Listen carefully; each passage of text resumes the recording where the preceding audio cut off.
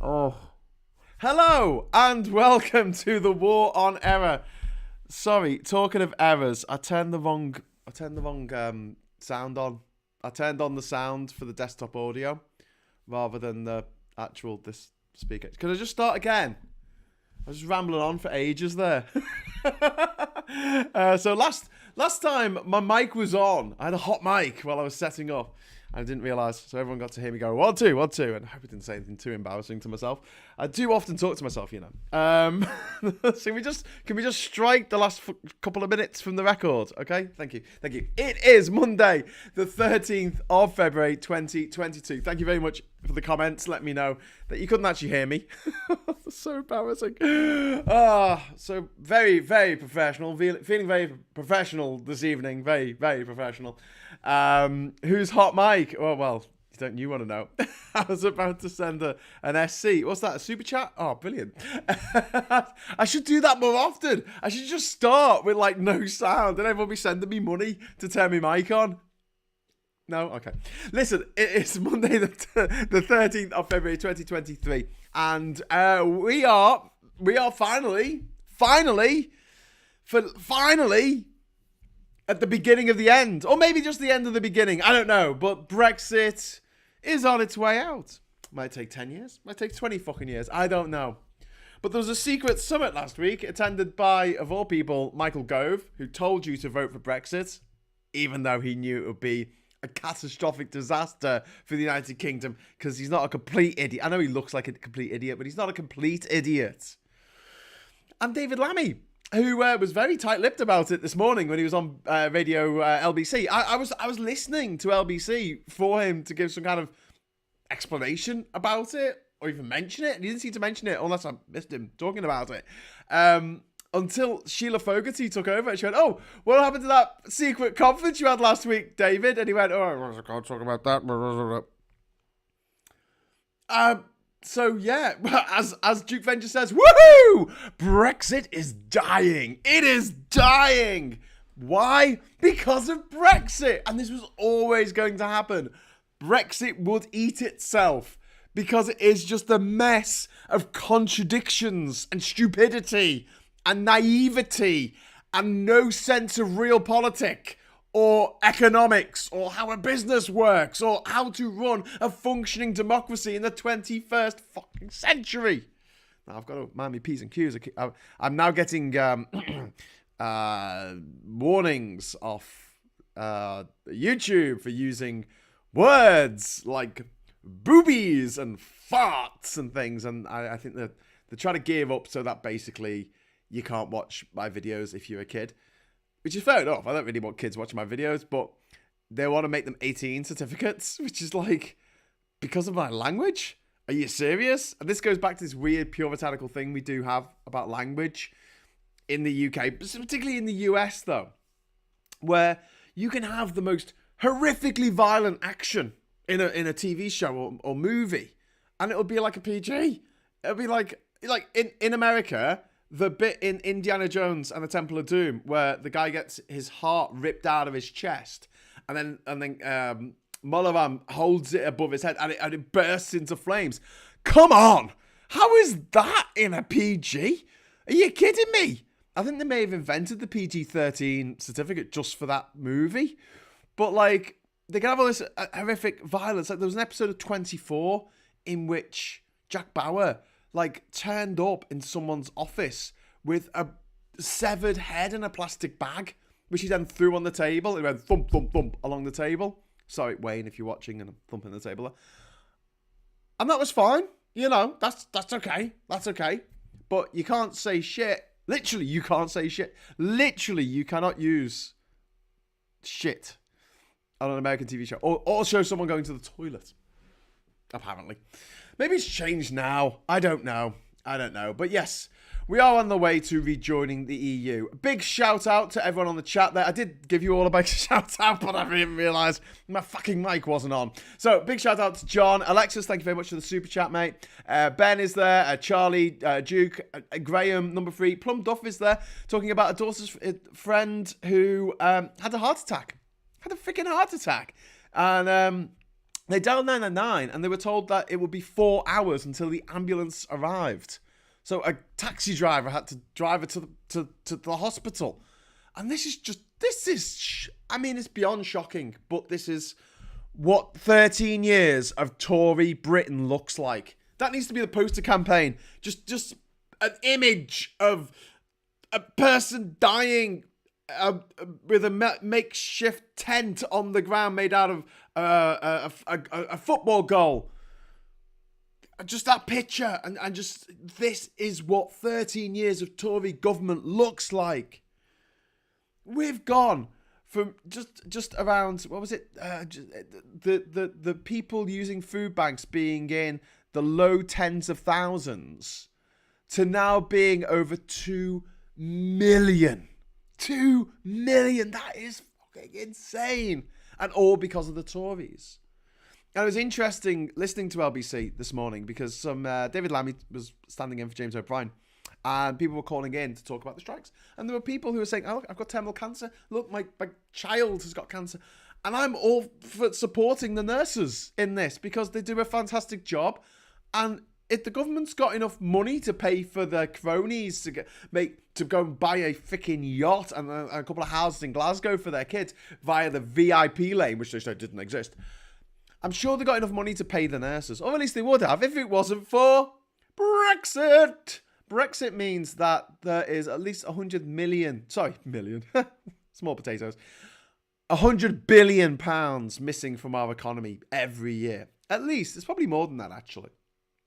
And of that, 40% would have gone to the Exchequer to pay for things like roads and hospitals and schools and pensions and all this kind of stuff. You know, the stuff that we care about. 40%. So that's 40 billion. It's easy sum to do. 40 billion a year black hole caused by Brexit. Then you got the black hole caused by Liz Truss and Kwasi Kwarteng's fucking kamikaze lunacy, spearheaded by a drive by the Institute of Economic Affairs, which lives at 55 Tutton Street, which still gets invited onto the BBC for some fucking reason. I don't know what the reason is. Oh, I do know what the reason is. One of the reasons is that the chairman of the BBC is a Tory fucking stooge who only got the job because he put Boris Johnson into a situation where he could borrow £800,000 chicken feed to a twat like that, and he's the chairman of the BBC. Why would the BBC be in any way slanted towards the government and not want to slag them off too much? You know, just in case. Anyway, look, the conference has happened now. The cat is out of the bag. No one's been sacked. Sunak hasn't sacked Michael Gove. He's not taken the whip away. There are a bunch of Labour and Conservative MPs there, apparently, and business leaders. People who wanted Brexit and people who didn't want Brexit. And I bet the people who didn't want Brexit were sitting there going, told you so. Told you it'd be a big, massive fucking disaster, didn't we? Because we did. That's what we did. For fucking 3.5 years, we screamed at anyone who would listen to us that Brexit would be a disaster. Sorry, Graham, can't listen to you and Marcus at the same time. We'll catch up on you later. Oh, I'm so sorry. Oh, I've lost Mad Monk 33. Come back, my friend. Come back. Is Marcus on now? Oh, I might move to 10 o'clock then. Shit. What's Super Tansky going to do with her videos? I don't know, mate. I think she's just going to keep... I think she's going to keep doing what she does. I don't know, mate. I don't know.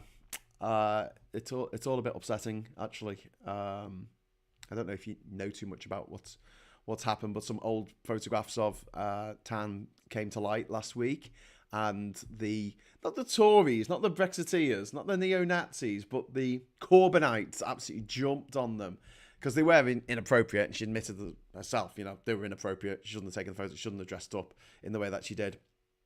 And they just went fucking bananas about it, and a lot of bad shit's come of that related to this all coming out, and not just to Tan.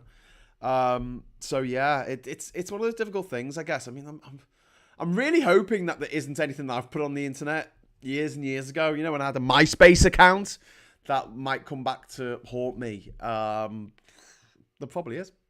I don't know. But if there is, then, you know, I'll take full responsibility. And if it was wrong then, it's probably, if it's wrong now, it was probably wrong then as well. But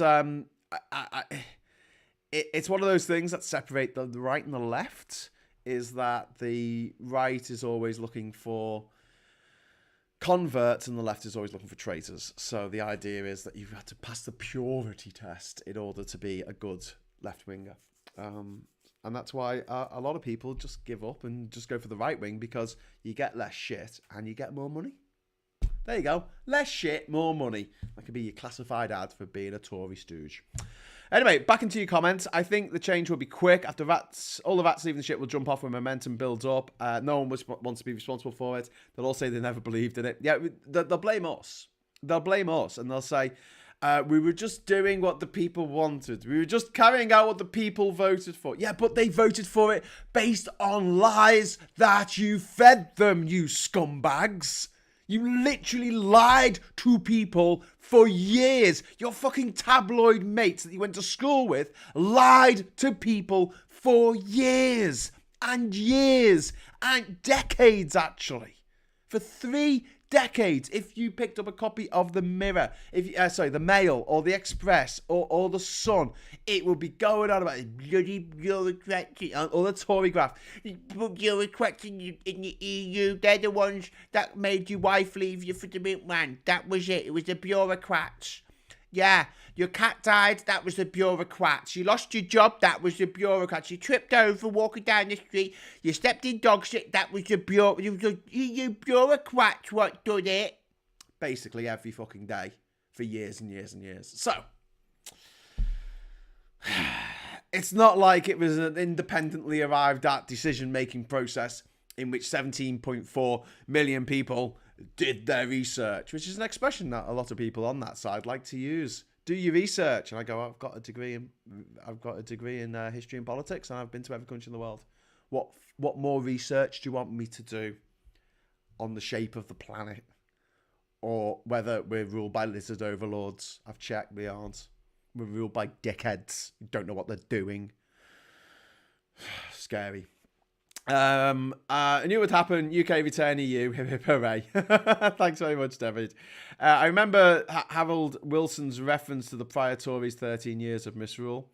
We could have a national unity government soon, crisis and all that. Well, someone suggested this. Let's get into this. This is really interesting, okay? Because this has happened. I don't know if anyone watched Phil's video yesterday about the conference, but it was really good. Phil from a different bias. If you're not already subscribed to him, I suggest that you do, because he does a lot of good stuff. And he was talking about, like, why would they have this conference? Like, what would the reasoning be? Would it be because of what Brexit is doing to the economy? Well, no, not really, because, like, we've known that Brexit was going to be a disaster for our economy since forever. The people who wanted Brexit knew it was going to be a disaster for the economy. They've known that. That's nothing new. I agree with what Phil says. It's probably political. It's as simple as that. So Rishi Sunak wants to distance himself from Brexit. Hopefully, fingers crossed, this means they might be up for backheeling this horrific bill they're trying to bring in, which is going to get rid of 1,000, no, sorry, not 1,000, 2,000, no, not 2,000, 4,000 laws. Now, just think for a moment how long it takes to make a law in this country. Okay, it's got to go through a process. It is. They usually come to it by committee meetings and select committees and stuff, and they draw up a green paper first, I think it is, and then it becomes a white paper, or vice versa, I don't know. And that proposition is put through to the correct ministry, and they look at it and they go, okay, right, this is what we need to do. And eventually it's brought before Parliament, and then it gets debated. People add amendments. It might go through, it might not, depending on what whether it's a 1-line whip, a 2-line whip, a 3-line whip. Then it goes to the House of Lords. Then it goes back to the House of Commons. Then it goes to the House of Lords again. Then it goes back to the House of Commons. And then it goes to the King. And the King has to sign it. The whole process takes fucking ages. Some laws, some bills take months to go through. Some take years. And we're going to get rid of 4,000 of these little fuckers. 4,000 of them, hundreds of which pertain to environmental protection, workers' protection, your rights, my rights, your freedoms, my freedoms. And they're all going to be wiped away like this. Like Thanos clicking his fucking fingers, which you can't do with a metal glove. I've tried it, right? Metal doesn't click. You need the friction of your skin. Do you know what I mean? It's like, you know, when you clap your hands, obviously you can make quite a loud noise, skin slapping on skin, right? But when you try and do that with two metal gauntlets, it kind of makes like a clanging noise. It's not satisfying. You can't click your fingers with... Anyway, he must have used the reality stone to bend reality to his will so he could make a clicking sound. Seems like a bit of a waste of the powers of the gauntlet, but there you go. Oh, sorry, what was I talking about? I noticed Novara Media still attacking Labour. Yeah, they really hate Labour, which is great, because do you know what we need? More news sources, news and comment sources piling on Labour, because the big billionaire-owned newspapers owned by Rupert Murdoch and Lord Rothermere and the Barclay brother, you know, they don't pile on. They don't pile on enough. You need to pile on more, baby. Marcus is going through the expenses the Tories have been having on our behalf. Oh, my God. Yes, that was an interesting article. Just let me turn the mic off for a moment while I blow my nose, because no one needs to hear that.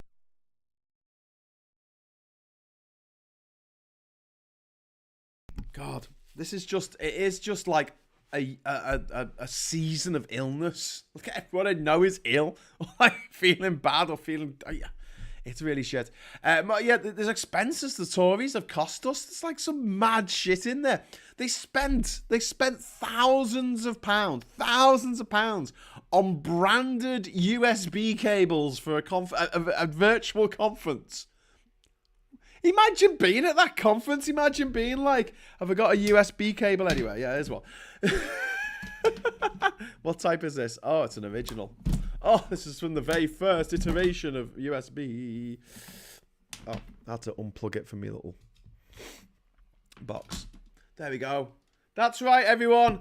Hold your USBs in the air like you just don't care. It's a Tory conference. Yeah! Woo! Yeah, God, we know how to party in the Tory party.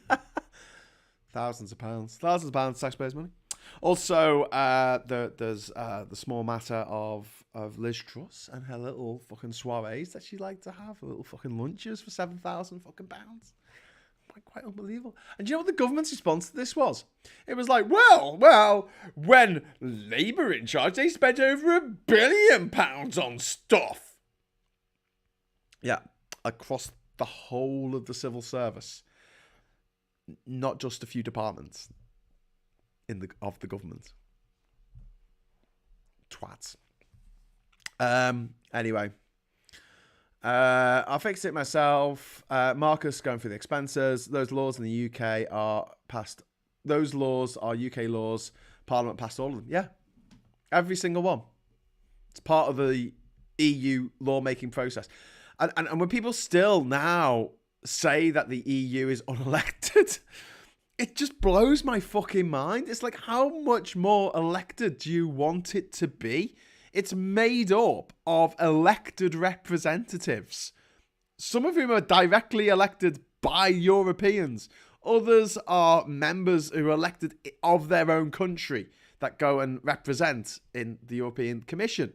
Like, then it goes back to your own country, and your own parliament that you voted on as your parliament gets to vote on it and all. And then it becomes law.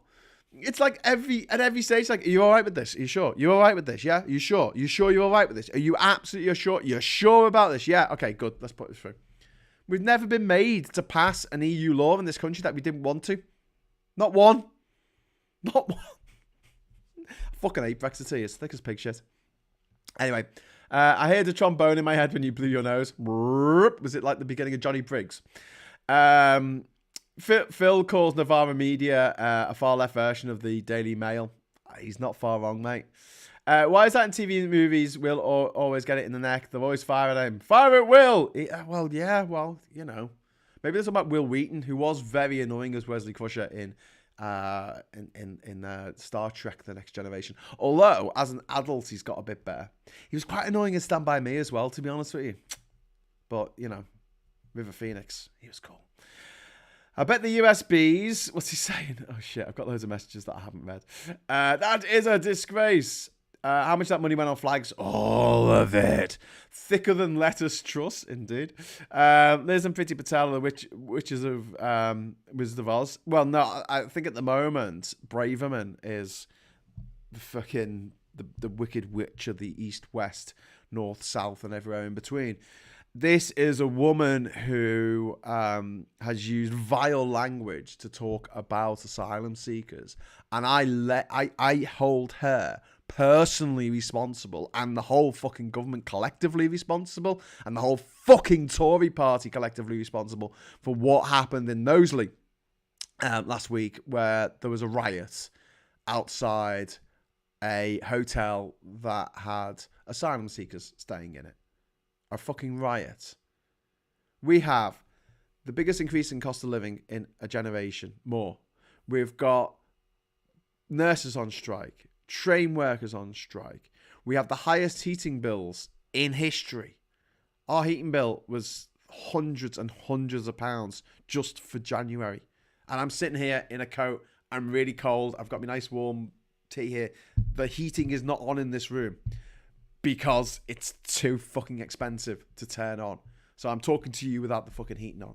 And this table is really cold because it's actually a glass table. Maybe we should take the glass off and just have the wood.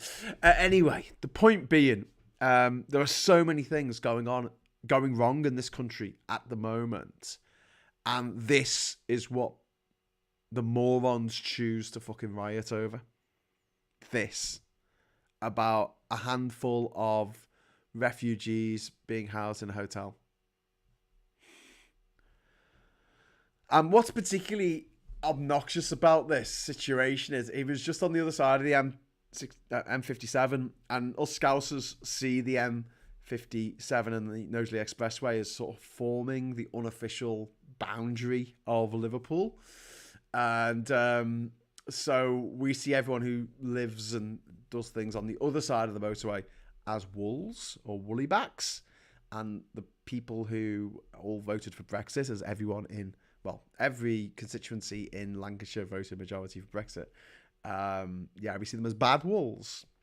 However, I have to admit, some of the people who were there that night being fucking horrible, acting like animals and setting a police car on fire were actually Scousers. There was someone arrested today who was actually from Liverpool.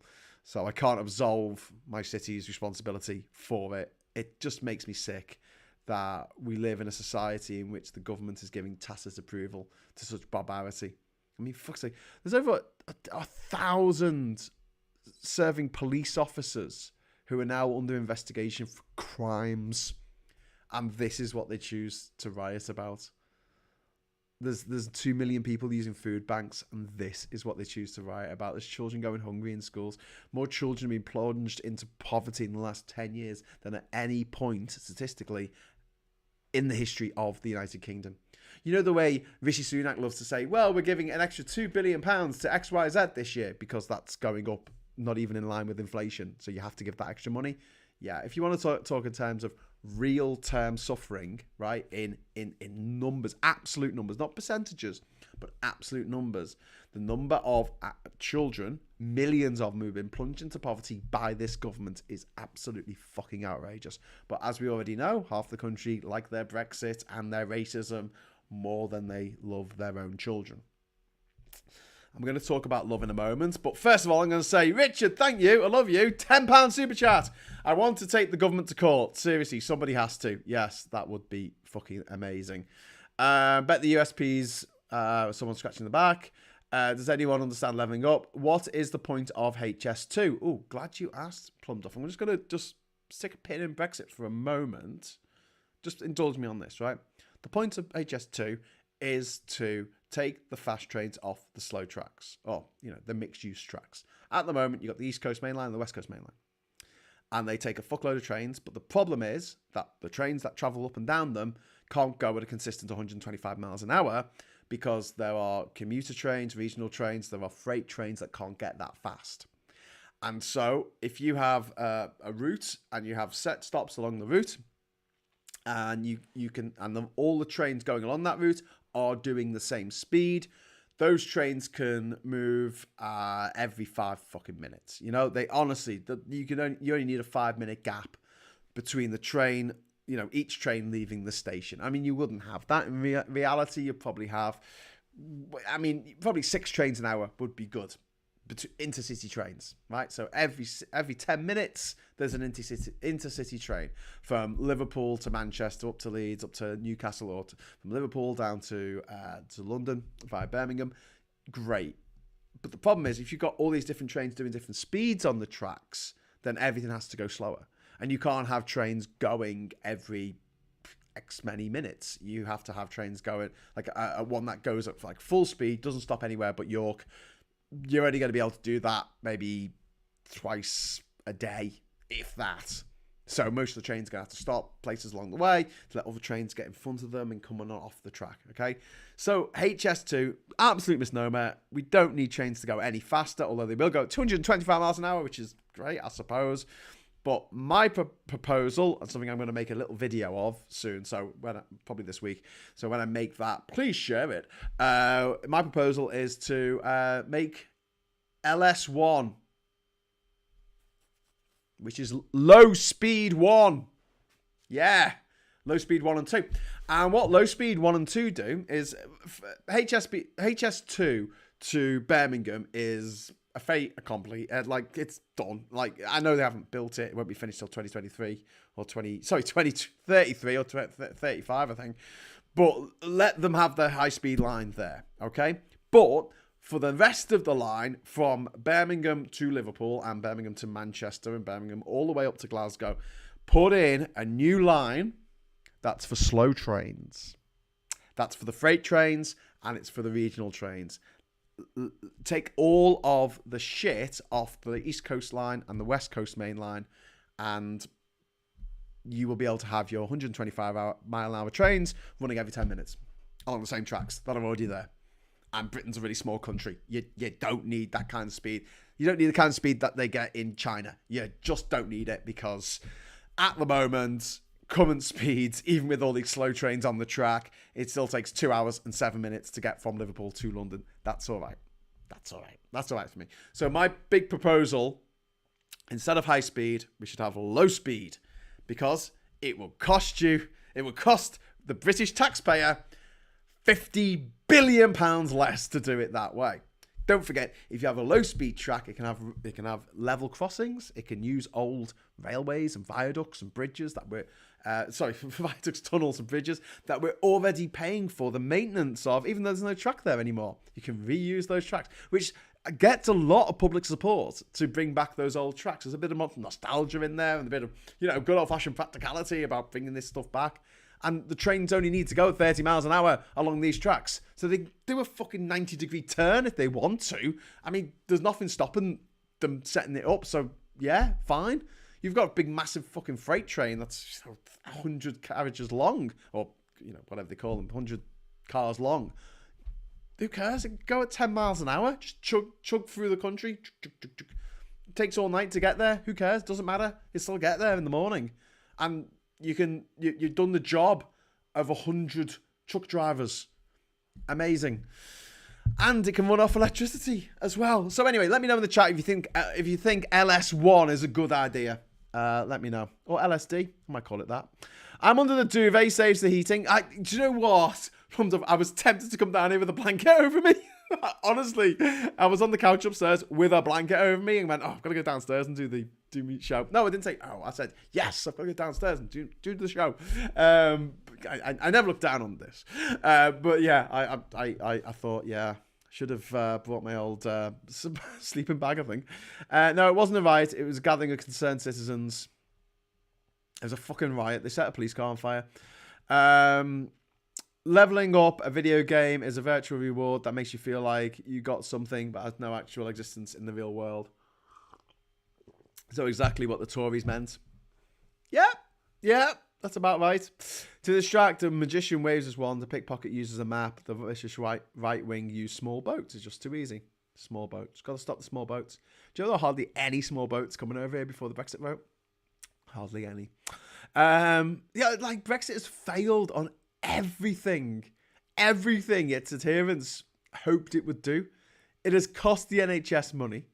It has not stopped immigration. More immigration from Africa, more immigration from the Middle East, more immigration from the Indian subcontinent, like than ever before. Brilliant. Okay, good. I like immigrants. I know that a lot of the gammons don't, but, you know, suffering your jocks, dickheads. 225 miles an hour for about 15 minutes of the journey. Well, yeah, exactly, Ernie. Ernie makes a really good point there. It takes a while for the train to get up to speed. And then, yeah, you have like 15 minutes and you have to start slowing down again because you're coming into a station. Bonkers. Just tuned in. Is that face defunct yet? And I'm like, he looks different. Took me a minute. Graham isn't wearing his glasses yet. I went swimming this afternoon with my stepdaughters. And obviously, I thought I better wear me contact lenses. Because I can't see crap in the swim. You know, I can't see shit in the swimming pool. Not that you want shit in the swimming pool, but if there was a shit in the swimming pool, I'd like to be able to see it so I could swim away from it. Yeah, but it means that like it's quite hard. I'm probably blinking a bit more than I normally do because yeah, as I'm a bit tired, the contact lenses kind of stick to your eye. It's a bit of a feeling. I don't normally wear contact lenses for this very reason. I can see clearer in glasses. I can see clearly now. No, that's not the song. How much will a ticket cost? Will probably be cheaper to fly to Spain. Well, that's a good point, Chris Nil. Okay, so we have low speed one running from Birmingham up the same corridor as what the West Coast Main Line runs up at the moment. So you have it going up to Crewe, and then it branches off to Manchester, Liverpool, and then it goes up to Carlisle, goes up to eventually to Glasgow. That would be low speed 1, and then you could have low speed 2, LS2, which would go from Birmingham up to Sheffield, and then up to Leeds, York, Newcastle, and then up to Edinburgh. And that frees up the East Coast and the West Coast main lines for the fast trains, or you know, the fast enough trains. Let's call them the fast enough trains, the high enough speed. Yeah, that'll do. Stop moaning about Brexit and just believe, says Anthony Higgins. Okay. Oh, yeah. We need railways that run east-west. Most of them between London and Birmingham are north-south. That's very true. Why do we say east-west? Because that's going backwards, isn't it? Wouldn't it make more sense to say west-east? That's not as nice to say, is it? So we say east-west. Because that means to me, coming from Hull to Liverpool, fair enough. I don't really want to go to Hull. But yeah, we definitely need that. That's another thing that you could do with building more train lines. On the track bed that's already there. There are literally hundreds of lines that you could use, that you could resurrect. And if the trains running over them are going slowly, you can put up with having level crossings. You can put up with having quite steep turns and quite steep slopes, relatively, for a train line. I'm not talking about 90-degree angles. That was a bit of a joke. But, like, you can do that. You can get away with it. One of the huge expenses of HS2 is that it's got to be as straight as a fucking Roman road, pretty much. I mean, it's got to be pretty fucking straight. And that means that they can't bend it to go around property that doesn't want to be knocked down, or ancient woodlands that doesn't want to be knocked down, or ancient archaeological sites that doesn't want to be destroyed. It's very difficult. Even like crossing rivers and things like that, the logistics of it. There's usually a good place to cross a river for a bridge. And then there's a not so good place to cross a river, which might be a bit wider, cost more money to do it there. But because it's so difficult you've got to have these very, very slow curves on these train lines if you're going to run trains at 225 miles an hour. You just can't turn a corner. It takes you miles and miles and miles to turn a corner. So when you, as an engineering feat, it's quite impressive, but, you know, it adds more money onto an already way over budget concept. I mean, don't forget, when HS2 was originally announced, like about 20 fucking years ago, they were talking about it costing around £20 billion, if that. That has ballooned now to over £100 billion. has gone from 20 billion to 100 billion. And I understand the need for extra railway lines. Yes, I get it. I'm a railway enthusiast. I'm really into public transport. I don't want people to drive. Myself, I don't want to drive. I would much rather take the train. Thank you very much. But if we did do this, I would be happy to buy a train ticket on the low-speed line from Durham to London. That takes 6 hours. Honestly, for a tenner, yeah, I'll take that. Still faster than the fucking coach, mate. I'll take that. Yeah, that's fine. I'll get on the low-speed fucking rail.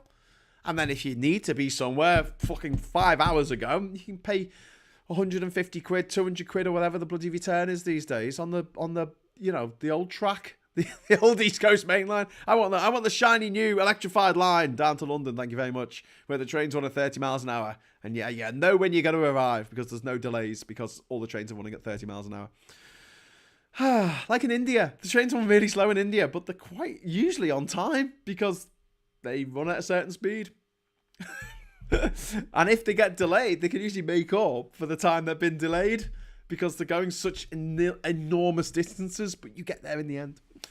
Ryanair flight to Spain, €20 that you book 2 months in advance. Yeah, but it's not really because you got to pay extra for your luggage and extra to get your seats and extra to sit together as a family and all that shit. We even lost sovereignty in Brexit because sovereignty is a soft power and influence you have. We lost respect. Yeah. London is in the east. London. It is a terrible place. Don't ever go there. We need a boring company. No, we do not need a boring company. Jeez, that's the last thing we need. The idea that we're all going to be in our own little pods going around the city or from city to city is mental. It's just like, that's a car. Oh, you're going to put a car on the ground? Okay, good luck with that. No, trains. Don't let Elon Musk try and hoodwink you into thinking that we don't need effective public transport for everyone. We just need these like weird pod-based systems for the rich. Because you know what Elon Musk is? He's the monorail guy from The Simpsons. He is, you know. Ooh, I heard tonight that he might be linked with, Elon Musk might be linked with buying Manchester United. Yes, that'd be so cool. I was in Manchester in 1998 in Fallowfield. I was at the Queen of Hearts pub next to Scruffy Murphy's on the junction, you know, the one by Owens Park. And it was when the Manchester City went down into what was then the third tier of English football. The third tier. They've been relegated from the Premiership, and now they were getting relegated again. And I've never seen so many grown men cry. It was fucking glorious. I can't wait till Elon Musk sinks Manchester United just like he's absolutely sunk Twitter and his own fucking companies. I mean, Tesla has lost an absolute fortune thanks to his stupidity. It's quite fun, actually, talking about this. I know I'm getting veering violently off the topic of Brexit, which I will return to in a couple of moments. But, you know, we're having a conversation here, and I do feel the need to respond to your comments as you make them. Like, the amount of money that Elon Musk lost last year is comparable to the amount of money that dickhead Martin Zuckerberg lost. But plowing $12 billion into the metaverse, which looks shite. It looks like The Sims from the PlayStation 1. Like, it looks awful. And it's all jittery and weird. And, like, why would anyone use it? And it's just, there's no legs. And just, what have you done? Like, why would you spend so much money on this? What the fuck? And now that's comparable with the $100 billion that was wiped off the what did they call it? The profit, not the profit share. The share value. There's another term for it, but of Google. This was of Google last week because basically, to cut a long story short, Microsoft, which sort of, you know, they've been tinkering away in the background for many years. See, what happened 22 years ago is that Bill Gates was seen as the world's biggest boogeyman. Like, everyone fucking hated Bill Gates 22 years ago. And he was being pursued by the American version of the Monopolies and Mergers Commission, and he was being told he was going to have to break up Microsoft. He had too many fingers and too many pies and all this kind of stuff. And he decided to turn over a new leaf, and he started the Bill and Melinda Gates Foundation, which has done some good, I will admit, but it's still a bit dubious the way it's all run, all in all. Do your own research on that one. Anyway, so like Microsoft brought out the Xbox, or the Xbone, the Xbox One, and they've been sort of tinkering away in the background. Obviously, Windows is still there as the main operation system for PCs, laptops that aren't Mac, on Apple. Right. Anyway, so they've just teamed up with the guys behind OpenAI, or the people behind OpenAI, and they make GPT, Chat GPT, which is great. It's like, a chat AI bot that you can type things into and it'll come up with responses for you. And they're going to integrate that into the Bing search engine that no one uses, and it means that everyone's going to start using the Bing search engine. And Google just shat an absolute brick. And the irony of this is that the AI that's used for Chat GPT, I think I'm right in saying, is based on a paper that was commissioned by Google. So Google was the architect of its own downfall in a way.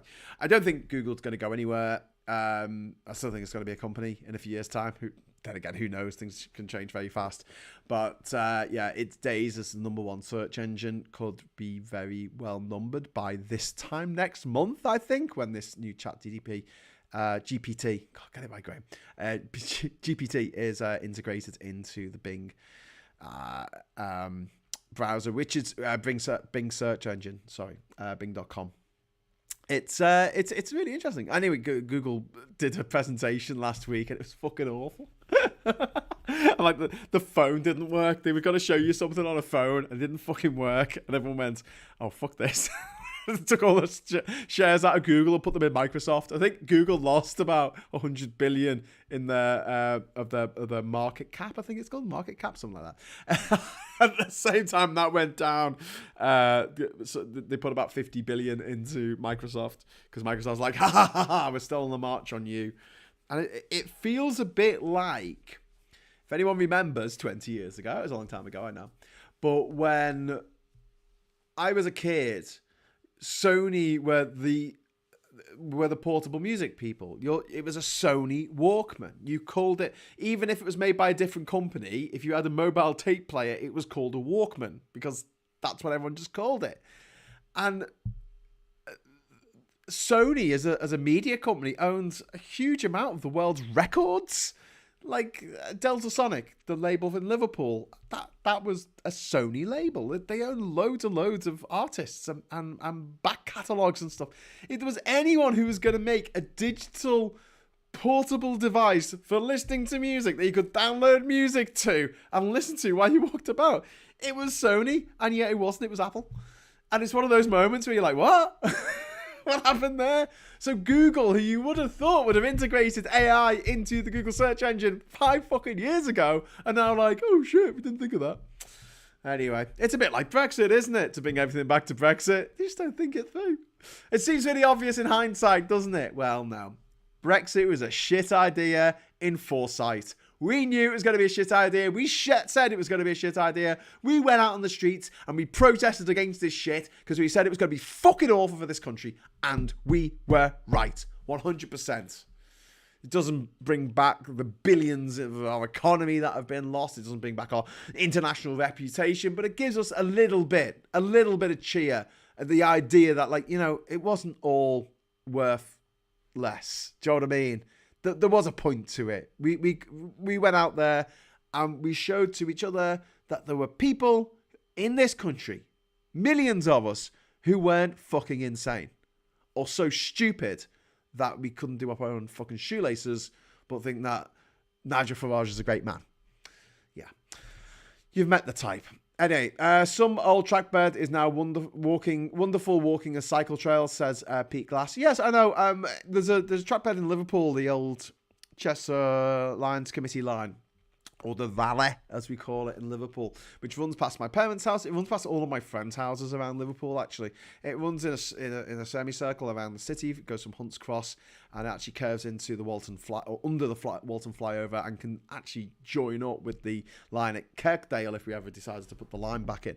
And it's one of those where I think that what would be good to do with the track bed is not to stop cyclists and walkers using it, because it's quite a nice place to go. It's a lovely place to go for a walk. It's a lovely place to cycle, and I've been cycling there since I was a little kid, and I wouldn't want that taken away. But I don't see why we couldn't put trams on it, because if you think about like trams in Manchester, there's like people everywhere. These trams like trying to push past the people in Piccadilly Gardens to get, you know, to the Piccadilly Garden wonderful concrete wall that they put in for some reason a few years ago. But yeah, having a tram line where the trams are just running like 20 miles an hour, and if they see a kid on the line, they can just beep and the kid get out of the way. I think that's a good idea. I think that's something that we could do. You know, wouldn't be particularly dangerous. And therefore you could have pedestrians, you could have people on bicycles and things on the track without too much, too much death and carnage. Couldn't agree more with your Novara media take, but definitely with you on... Couldn't disagree with you more. Okay, with you with the Conservatives and Brexit. Well, no, I mean, Jay Footham, I don't really have much of a beef with them, because I don't really see much of their stuff, but the stuff that does pop up on my like TikTok feed and sometimes on YouTube and stuff, or stuff that people share, all that I've seen is them slagging off Labour. And I'm just thinking, why so much to slag the Tories off for? Can we get the Tories out of power? Number one, get the Tories out of power, right? Number two, then criticise Labour for what they're actually doing when they're in government, and try and get them to do things that we want them to do. Yeah? Does that make sense? Makes sense to me. Who uses Bing? Isn't most people Google Chrome and Firefox? Yeah, no one uses Bing, but they will. this time next month, Rodney, they'll be billionaires. Canals also possible slow solution for haulage. Any, but then you are restricted to the size of the locks. So obviously you couldn't have a train. You can have 100 carriages on it, or cars, sorry, of stuff in the train. You can't really have that on the canals, but a wonderful way to get about. And again, it's one of those things that if someone says we're restoring the old canal, you will find very little opposition to people restoring the old canal. Yeah, okay, good. Even from people who will never use that canal, because there's a bit of heritage in there, there's a bit of nostalgia, there's a bit of like, oh, the good old days, a beautiful old lock and little pub by it, and the quiet life, the calm life, and Peaky Blinders stabbing you eyes out on the canal. Quick one, it's the Peaky Blinders. They're coming in their narrow boat. Anyway, Google owns DeepMind, also scary. We've got the biggest pro-EU movement outside of the EU. That is true. Just how?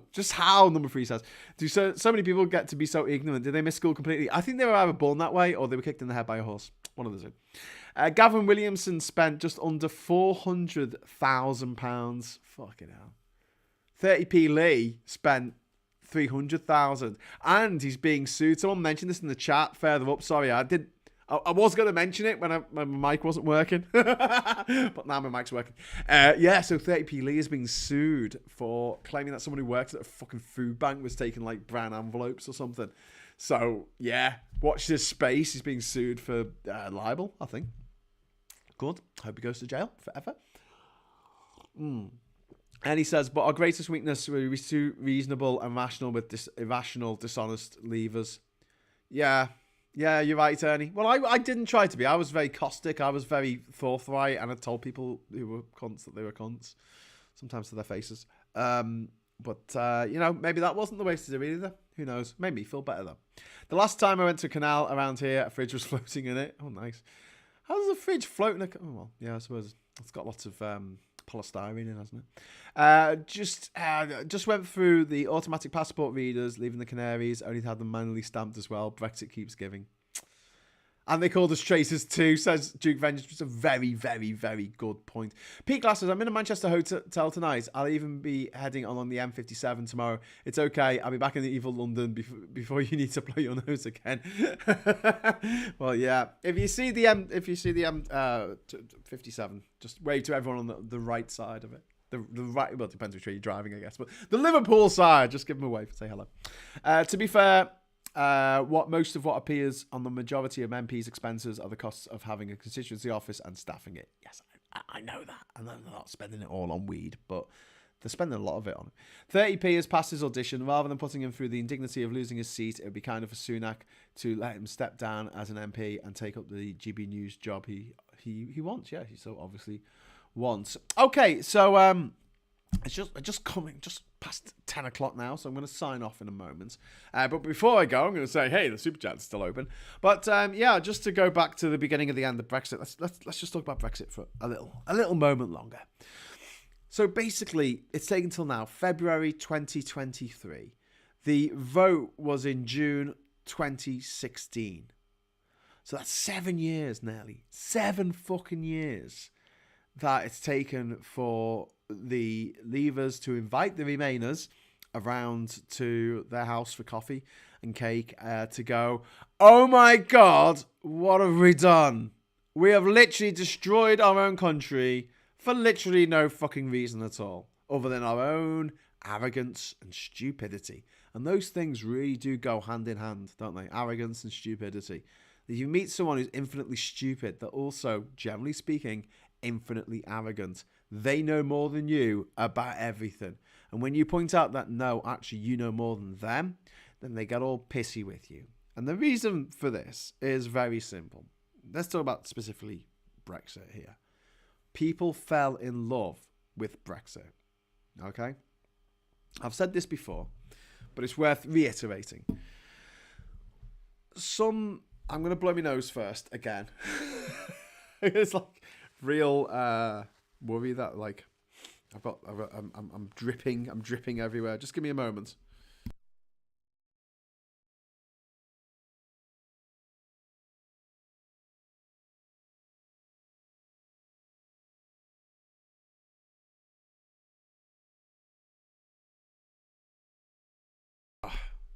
Travelling Man was an 80s TV series featuring Lee Lawson, Twiggy's bloke. Well, there you go. Right. Got to do me M bit now. Dunning-Kruger is what's wrong with so much of humanity. Leavers wondering why we won't talk to them anymore. Well, yeah. There's a lot of them who are like that. So, Brexit and Trump and the right wing and what's it called? That fucking horrible twat. What's his name? Andrew Tate, Joe Rogan, Bolsonaro, Duterte, Imelda Marcos, the new Marcos, baby Marcos, who's now president of the Philippines, Marine Le Pen, the gobshite Orban in Hungary. All of these people, Corbyn, all of these people generate these weird fucking crazy personality cults. And people become addicted to these personalities because they've fallen in love. Not romantic love, but the same drive that drives you to obsess over someone that you fancy in school is driving them. It's the same chemicals. It's the same response in their brain. They don't necessarily want to fuck these people, but they want to do their bidding. They want to make those people happy. They want to be like the nanny in The Omen, who stands there with the noose around her neck screaming, look at me, Damien. It's all for you, Damien. I love you, Damien. Or Corbyn, or whoever they're saying this to. Because a lot of psychologists, when they look at addiction, they don't necessarily look at it like it's a chemical addiction. Because obviously you have addictive substances. You have nicotine. You have heroin. You have cocaine. You also have sugar. You also have, like, alcohol. You can understand people getting addicted to a chemical, right? But there's no chemicals in gambling. What's the chemical addiction there? The chemical addiction to gambling is in your head. It is what's firing off in your head, the feel-good things in your head that are firing off because you gamble. And every time you gamble, you get another hit of it. You get another hit of it. And it's this positive feedback loop that eventually drives you bankrupt or insane or both. And this is where Brexit stands. And all those other fucking arseholes that I just mentioned. People fell in love with Brexit. They went, oh, this is a great idea. I love it. It makes me feel good about myself. I love Brexit more than I love my own children. And you met a lot of Brexiteers who were like that. And they were exactly the same as when you were in school and your busy mate was going out with a wrong 'un. And you wanted to take him to one side and say, mate, your missus is a nutter or your bloke's a nutter. But you couldn't just do that. If you were brave enough, you'd have to go to the pub and sit them down and say, mate, I've got some really bad news. Your missus is a nutter. No, you'd have to say it in a nice way. You couldn't just blurt it out. You'd have to, have a few drinks and say, hey, you're happy with such and such. Are they really making you happy? You'd have to find a way of getting through to them. And you could only do it if you're a very good friend of that person. Because even if you were a very good friend, there's a good chance that they'll tell you to fuck off and try and beat you up. I fucking love her! Which is something a response that you see a lot in just, day-to-day life, especially when you're a teenager. And unfortunately, for this country, a lot of those teenagers who left school at 14 with no qualifications, like that's a fucking badge of honour. Well done, Johnny No Stars. You've got no medals. You must have done something amazing with your life, dickhead. Oh, I don't need medals. I don't need gongs. I don't need university diplomas. I've got the University of Life and the School of Hard Knocks. Oh, Jesus Christ. Okay, mate. That's fine. That's absolutely fine. But please don't pretend that you know more than me about this particular subject of which I'm actually qualified, because it really fucks me off. In the same way that if you go to the doctor and then argue with your doctor about what your fucking diagnosis is, the doctor's going to say at one point, you're very welcome to go for a second opinion, Otherwise, could you just fuck off? Because I'm a doctor and you're not, It's just like barging into the cockpit of a plane, trying to tell the pilot how to fucking fly the plane. Oh, you qualified pilot, are you? No, I'm not. I've just watched lots of movies about planes and I've seen them in the sky. Indeed. So, you have this issue now where what is really, really, really good, actually the only cure to this love that people have, right? Whether it's unrequited love with another person or the fun love with the wrong one or whatever, there is something that always works in these situations, and it's time.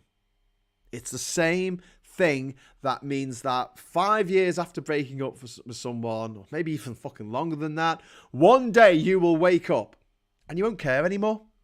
You literally won't care. You'll think about that person and you're like, that point is where you are aiming to get to when you're suffering from a broken heart. And it might take a fucking long time, but that's what it takes, time. And we're here now, 7 years after the Brexit vote. 7 years after this outpouring of love and affection for the far right, for Nazis, for isolationism, for insular mentality, for racism, for xenophobia, for utter fucking collective stupidity, the love of that is now, enough time has passed that love is fading because reality steps in and they don't get the same kick that they used to out of their Brexit. It's just not what it used to be. This is Brexit's 7-year itch. Or rather, the people who fell in love with Brexit's 7-year itch. And it is interesting that it is 7 years since the vote. This is finally fucking happening. And it's not helpful for us to say, I told you so, but that's not going to stop me saying, I told you so, because it makes me feel better. Because I like feeling smug and superior now and again. I just do. Whatever. Whatevs. But the reality is that fewer and fewer people are still in love with Brexit. Some people went to their grave in love with Brexit, but now they're in the grave. They don't really get a say in the matter anymore. And the people coming online, up to 90% of young people think Brexit is a mistake. The people coming online to vote now. Why do you think the Tories are trying to make it so they can't vote in the upcoming elections in May? because they have done nothing to publicize the fact that you need photo ID to vote in person. And they've made it so difficult. They've made it so that if you have a young person's Oyster card, you cannot use that as valid photo ID. But if you've got an old person's Oyster card, you can use that as valid ID. Great. Thanks for that. They haven't given a declaration on whether you can use an expired passport or driving license yet. It's going to be up to the actual individual staff member in the polling station. You can go on the government website at the moment and you can get you can apply for a card. You need to supply them with a photograph. It's supposed to be free. I'm thinking of doing the process to make sure that it is actually free and doesn't cost a processing fee or something. But here's the kicker, guys. Postal votes, you don't need ID. And who's more likely to do a postal vote? As a large cohort. Yeah, the elderly. Who's more likely to vote Conservative? Who's more likely to vote? Full stop. So young people don't like voting anyway, and they've made it more difficult to vote. Because the Tories are grasping at straws now. Brexit's had its 7-year itch. It's having its 7-year itch now. It's over. It's on its way out. This is the beginning of the end of Brexit. And all we can do is, wave it on its way into the sunset. And maybe stick a few red hot pokers up its arse to make it move a little bit faster, because it is destroying the fabric of this nation and it needs to stop. It is a poison that poisons everything. If you look at everything bad that has happened in this country over the last 7 years, the roots are in Brexit every fucking time. So, on that note, I'll say thank you very much for watching. Smash the like, says Jim Bob. Indeed.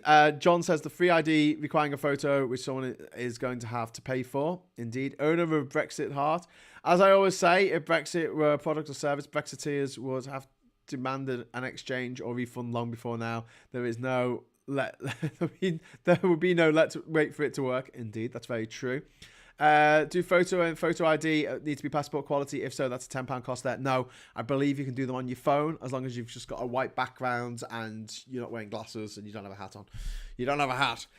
Listen, I don't know if you watch What We Do in the Shadows, and I'm a bit late on this one because the last season came out months ago, but we're taking ages to get through it. But God, it's the funniest show on TV. What We Do in the Shadows, it's made by the same people who made the film What We Do in the Shadows, and also Thor Ragnarok, Where the Wilder People Are, Flight of the Conchords, and stuff like that. And they just the episode I just watched was the one called Go Flip Yourself, which was about house renovation. The vampires who lived together in New York had a house renovation show filmed in their house, and it was painfully funny. Possibly one of the funniest things I've seen this millennium, actually, at least since the Brass Eye special.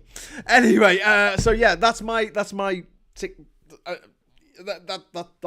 advice if you want to go and watch something now. But in the meantime, I would go onto the Discord server for a little bit. In fact, I will. Yes, I will go onto the Discord server for a little bit. If you want to head over to Discord, you're very welcome to go and have a chat over there. I will be there. My bloody mouse would work. I will give you a link. Really, it's just meant for people who are my patrons. But I'm gonna make a special dispensation and give you a link so you can join in if you like. Stay safe. Owner of a Brexit heart, says Andy Burns. As I always say, I've read that one. Trombone time. David says, I'm handsome even when I'm blowing my nose. All right, mate. If you say so. Anyway. Right. Anyway, let's have a look. So there you go. This should dump you into the after hours chat, maybe. I don't know. It might do. And then, do you know what? I need to do this more because I've kind of forgotten how to do all this shit. Right. So this invite is going to collapse after an hour. Okay. So you've got an hour to go over to the Discord server. I'll be gone by then anyway. So you only need an hour, but there you go. I don't want this being used forever. There you go. There's a link to the Discord server. If you click on that link, it'll take you to the Discord. If you have any problems getting on, let me know in the Discord. I don't know. Somehow. Send me a message. I think you still can. Okay, why aren't these MPs eating for 30p lightly? Yes, that's a very, very good question. The beginning of the end of Brexit was saying, let's have Brexit. Yeah, indeed. Do you think people who are still blind with Brexit will oppose to rejoin the EU? They will protest a lot? No. No, they won't. Honestly, if 1 million people turned out to protest us rejoining the EU, I would be absolutely gobsmacked. My gob would be smackhead across the fucking room. I swear. I just can't see it. The reason being, literally, 1 million people turned out in London on 3 separate occasions to protest against Brexit. And when they did that tragic march to leave, about 24 people turned up. I mean, when they had the celebration of leaving the EU, they barely filled up Parliament Square. They barely filled up Parliament Square. And Parliament Square is fucking tiny. I filled up Parliament Square with a march that I helped organise back in September 2017. One of the first big anti-Brexit marches, in fact. True story. Great days. Okay, right. So thank you very much for watching. I'm just going to leave you a list of my wonderful Patreons. Become my limitless rage as Duke Vengeance. Head over to the Discord, Duke, and you can sound off. Night all. Off to bed. So it's just me and Vids. And thank you for watching. I'll be back on Wednesday, I hope, for Prime Minister's questions. Not safe for work, Prime Minister's questions. And I hope to see you then. That'd be ace if I could see you then. And I don't think I'll be able to do a show on Thursday this week because I've got some things arranged with family. But, no PMQs this week. Oh, well, thanks, John. Okay. Well, listen, I'll try and do a show on Thursday, but it won't be in here. It will be up in the other room that I did last that I have to go to when I don't have internet, but for other reasons. Okay, because this is actually a bedroom. I've got someone staying over, so we'll have to revert to being a bedroom once again.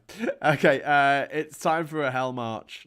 Let's do it. Let's do it, Duke. I'll see you over on the Discord server. Until then, thanks for watching. Hello, good evening, welcome, and goodbye.